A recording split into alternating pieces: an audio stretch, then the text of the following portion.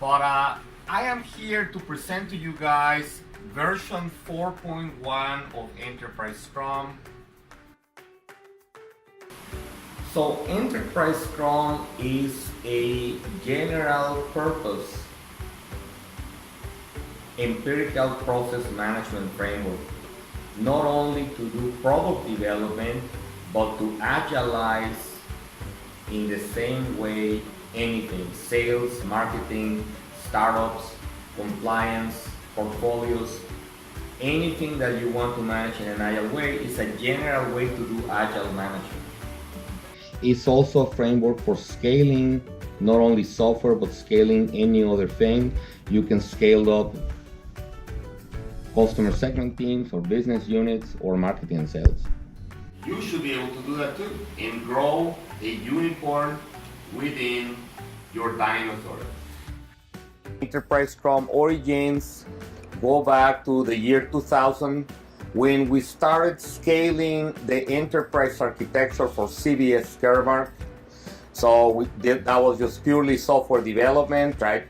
And we grew up that enterprise architecture to about 30 concurrent applications to be deployed every 2 months. CBS Caremark is still using those patterns. People that do it and do it well, and they have been doing it for a long time, you know. You may have heard of another little company by the name of Salesforce.com. Salesforce.com uses a style of management that is very agile. They call it internally adaptive. And so it is very similar to Scrum in nature, right? And again, Salesforce.com only grew 19-fold in the last 10 years. How would you like to be like Salesforce.com? Hard to say no to that, right? And like that, there's many other companies. You may have literally heard of Spotify. Spotify is a Scrum managed company. And like that, there's many others. Cars.com, some sections of GE. We started to do work with very many banks, some sections of JP Morgan Chase. I mean, the list goes on and on and on and on, right? And in some companies, we insist in managing with outdated management techniques. Whatever they teach you right now in MBA schools are outdated management techniques that are not helping you in dealing with this kind of change. So this is why we need techniques like Enterprise Scrum, techniques that are synergized, that help you deal with faster change. Again, just to recap, it used to take 75 years to go from question mark, rising star, cash cow and dog. Now it takes 7 years to go for those things. So you need a whole different set of techniques. There's just a lot of volatility, uncertainty, complexity, and ambiguity in the world.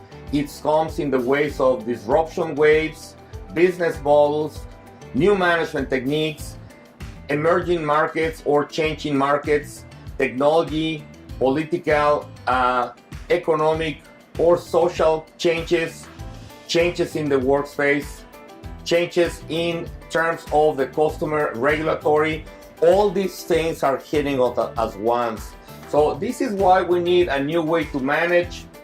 Why you decided to write Agile Manifesto in 2001? Because we had been doing agile things for 6 years or so. Scrum was invented officially in the fall of 1993, and we had a lot of success with projects in Scrum, but the world wasn't paying attention. So we wanted to make some noise and get some attention that this was a better way to do things. Because a lot of people see Agile as a software thing, and if you look at it from that perspective, Agile is something that started officially on February 11, 2001 with the Agile Manifesto. In a world of rapid change, something that lasts 17 years, it may appear to you that Agile is old. It's 17 years old at least.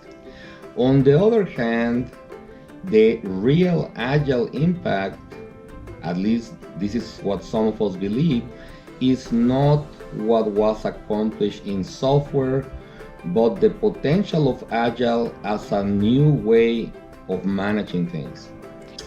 So some of us believe that agile management will be extended universally to other things. This is what some of us call business agility.